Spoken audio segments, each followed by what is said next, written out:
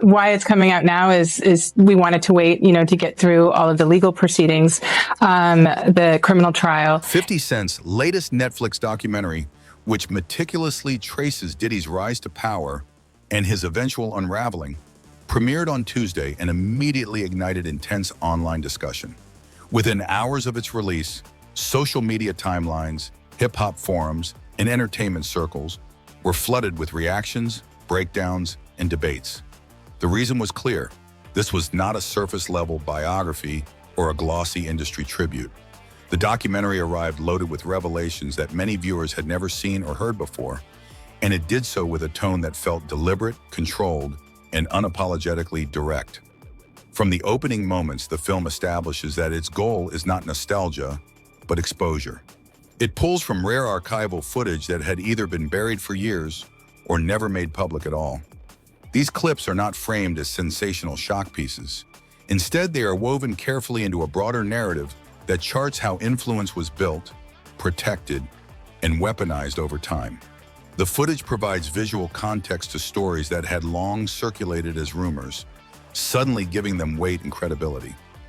Moments that once felt disconnected now appear as part of a larger, unsettling pattern. What truly sets the documentary apart, however, are the unfiltered accounts from insiders who once operated deep within Diddy's inner circle.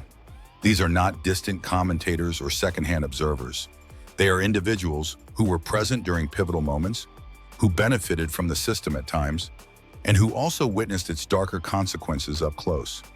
Their testimonies are delivered without dramatic embellishment, which makes them even more impactful.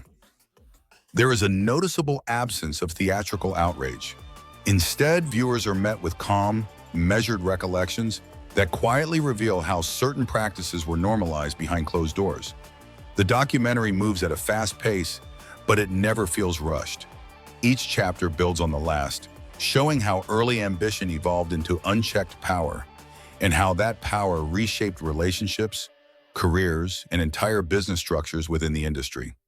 Rather than framing Diddy's downfall as a sudden collapse, the film presents it as the result of long-term accumulation, decisions layered over years, protected by silence, fear, and strategic alliances. This approach forces the audience to reconsider events that once seemed isolated or insignificant. Another striking aspect of the film is how it exposes the mechanisms of control that operate beyond music itself. The documentary repeatedly emphasizes that the real story is not just about hit records or public personas, but about access, gatekeeping, and the cost of speaking out. It highlights how narratives are managed, how opposition is neutralized, and how reputations are shaped in ways the public rarely sees. In doing so, it peels back the curtain on an industry structure that thrives on image while discouraging accountability. By the time the documentary concludes, it becomes clear why the reaction was so immediate and intense. This was not just a story about one man. It was a broader examination of how power functions in entertainment, how loyalty is enforced, and how silence is maintained. The film does not tell viewers what to think, but it provides enough evidence, context, and first-hand testimony to make ignoring its implications nearly impossible. Ultimately, the documentary delivers a hard-hitting glimpse into a side of the industry that is rarely exposed with this level of clarity. It challenges long-held perceptions, raises uncomfortable questions, and leaves audiences with the sense that what they've just watched is only a portion of a much larger story, one that many are only now beginning to fully confront. I believe so. I do believe so. I have proved things that I can say that will back up my claim. But in the second episode of Sean Combs' The Reckoning, the documentary shifts its focus inward, turning the spotlight on voices that were once part of the Bad Boy Records ecosystem. Former artists, collaborators, and staff members step forward to share their personal perspectives on the events and atmosphere surrounding the deaths of Biggie Smalls and Tupac Shakur. Rather than positioning these accounts as definitive answers, the episode is careful to frame them as lived experiences shaped by proximity, memory, and long-standing uncertainty. The emphasis is not on proving conclusions, but on revisiting questions that have never fully gone away. The episode leans heavily into claims, suspicions, and unresolved tensions that have circulated for decades within hip-hop culture. It acknowledges that many of these issues exist in a gray area where official narratives and personal recollections do not always align. By doing so, the documentary avoids presenting a single version of the truth and instead allows viewers to understand how confusion, mistrust, and silence took root during one of the most volatile periods in music history. Among the voices featured are rapper Mark Curry, Roxanne Johnson, Craig Mack's former wife, and Bad Boy co-founder Kirk Burroughs. Each brings a different vantage point, shaped by their role and experiences at the time. Their accounts collectively describe an era they characterize as chaotic and emotionally charged, where ambition and pressure often outweighed transparency and care.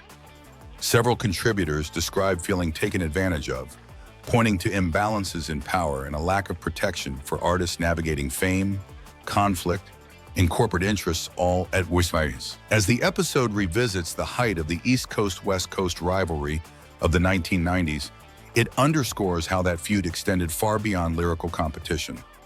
According to those interviewed, the rivalry created an environment where fear, paranoia, and loyalty tests became routine. Decisions were made quickly, often under stress, and the consequences were lasting. The documentary suggests that this climate intensified internal struggles within record labels, where artists and executives alike were operating under immense pressure. What makes the episode particularly compelling is its layered approach. Instead of isolating the deaths of Biggie and Tupac as standalone tragedies, it places them within a broader context of industry politics, unchecked influence, and unresolved grievances. The contributors do not claim to have all the answers, but their testimonies highlight how many questions were never adequately addressed, leaving room for doubt and speculation to persist. Taken together, these perspectives offer a darker, more complex portrait of the music industry during that era. The episode paints a picture of internal power struggles, fractured trust, and systemic issues that shaped outcomes behind the scenes. Rather than closing the book on the past, The Reckoning reopens it, inviting viewers to consider how history is remembered, who gets to tell it, and why some stories remain unsettled decades later. Where Keefy D alleged that Diddy tried to offer him $1 million to take out Tupac and Suge Knight. The documentary continues to peel back layers with revelation after revelation, steadily cementing its reputation as one of the most detailed and unsettling deep dives ever made into Diddy's world.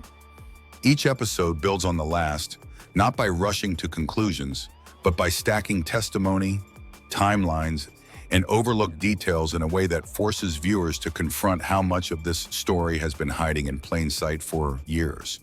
What initially appears as a rise and fall narrative quickly evolves into something far more complex, exposing patterns of behavior, silence, and power that shaped an entire era of the music industry.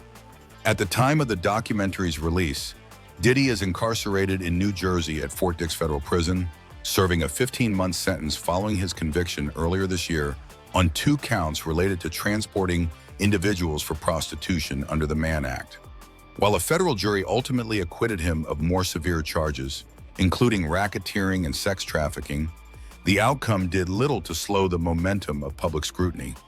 For many observers, the verdict felt less like closure and more like a narrow legal outcome that left broader questions unanswered. The controversy surrounding Diddy did not begin with the criminal case. It escalated sharply in late 2023 when his former partner, Cassandra Ventura, filed a lawsuit that sent shockwaves through the entertainment industry. Her allegations describe years of abuse, control, and coercion, painting a picture that sharply contrasted with the public image Diddy had maintained for decades. Although the lawsuit was settled quickly, it opened a door that could not be closed. Once those claims became public, others began stepping forward, and the narrative rapidly expanded beyond a single accuser. Since then, dozens of additional civil lawsuits have been filed, many of which remain unresolved. These cases span different time periods, locations, and circumstances, yet the documentary highlights how frequently similar themes appear across unrelated accounts. The accumulation of these claims has transformed the story from an isolated scandal into an ongoing legal and cultural reckoning. Each new filing adds weight to the discussion, reinforcing the idea that this is not about one incident or one relationship, but about a long-running system of influence and alleged misconduct. Throughout the documentary, it is repeatedly emphasized that Diddy has consistently denied every allegation brought against him. His legal team has pushed back forcefully, framing the accusations as false, exaggerated, or motivated by money and media attention. That denial is presented alongside the growing volume of claims, creating a stark contrast that the documentary does not attempt to resolve for the viewer. Instead, it allows the tension between denial and accusation to speak for itself.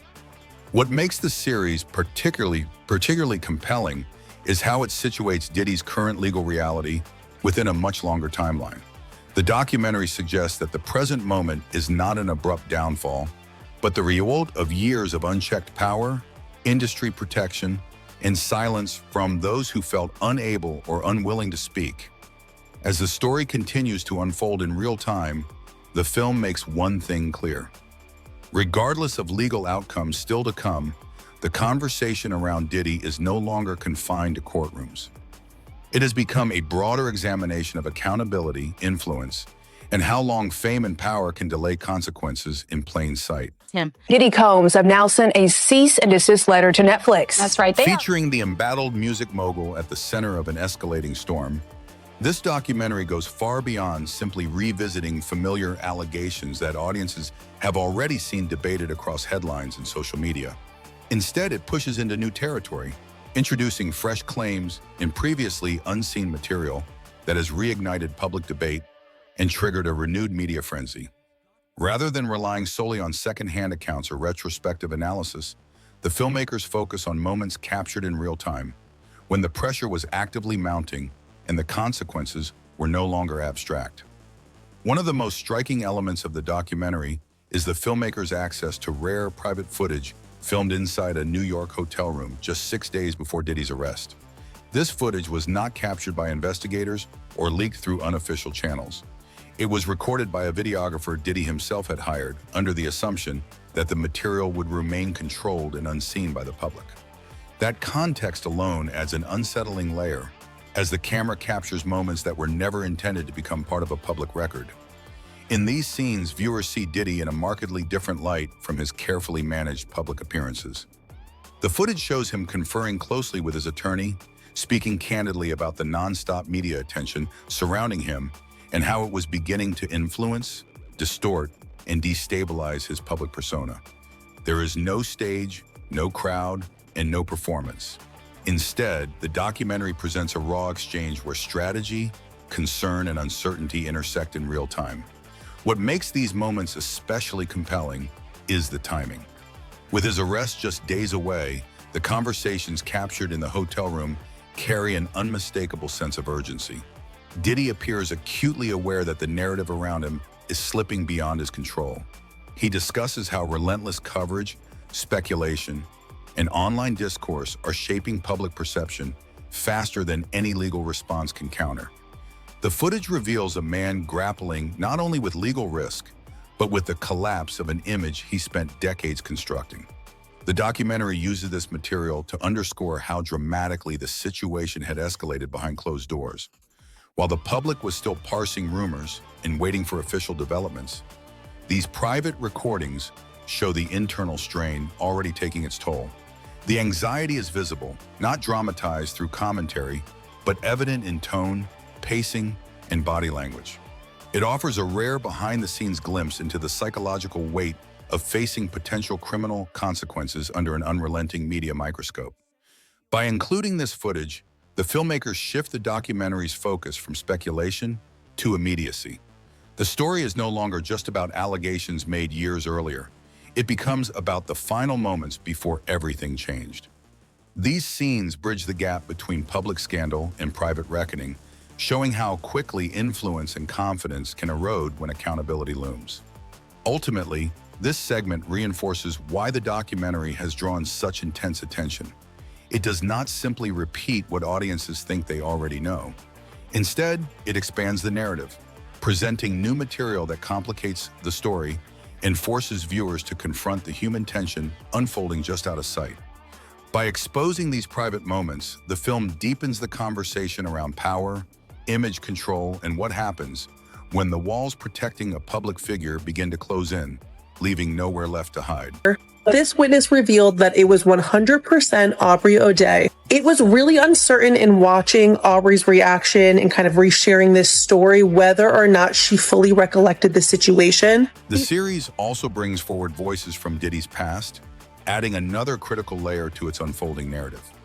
Former collaborators, artists, and close associates step into the frame, offering insider perspectives on his rise to power and the vast reach he cultivated within the music industry. These accounts do not come from distant observers or outside critics, but from individuals who worked directly with him, built careers under his leadership, and experienced firsthand what it meant to operate within his orbit. Their testimonies help contextualize how influence was exercised behind closed doors and how power dynamics shape both opportunities and outcomes.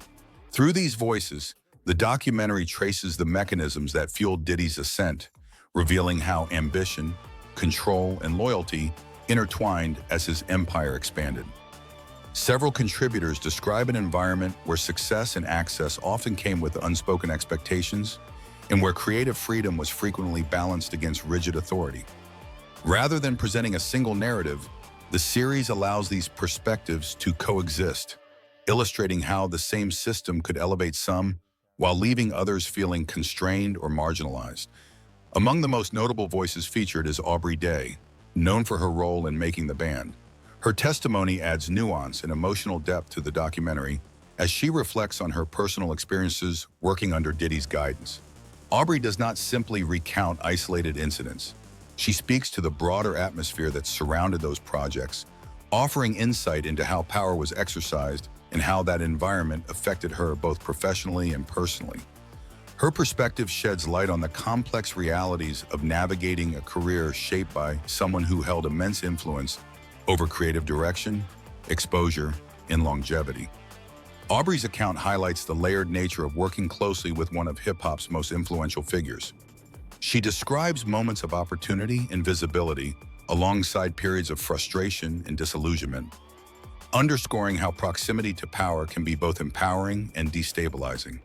Her reflections suggest that success within that system often required silence, compliance, or resilience, depending on the circumstances. By sharing her story, she adds a human dimension to the larger discussion about control, mentorship, and the cost of ambition.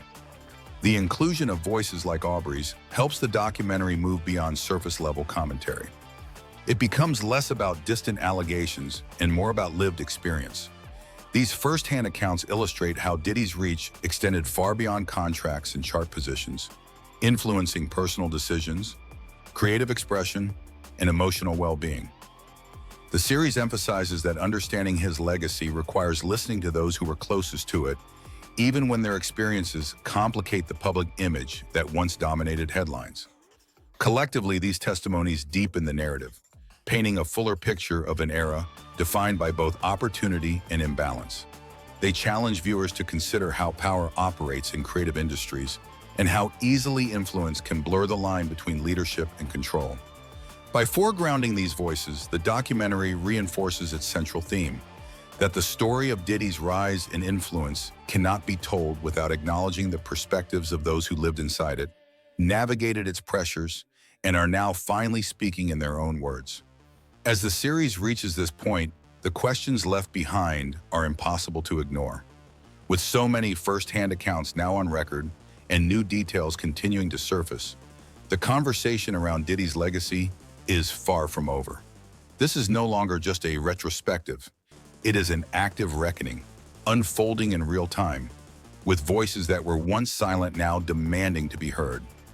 As viewers, the responsibility shifts to us to examine the facts, question the systems that enabled this level of power, and decide what accountability should truly look like in an industry built on influence.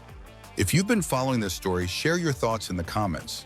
Do you believe Diddy will eventually respond directly to these claims, or will his silence continue to speak for him? What do you think his side of the story would be if he chose to address these allegations head-on? Let us know where you stand, and if you want deeper breakdowns as this situation develops, make sure to stay connected and follow for future updates.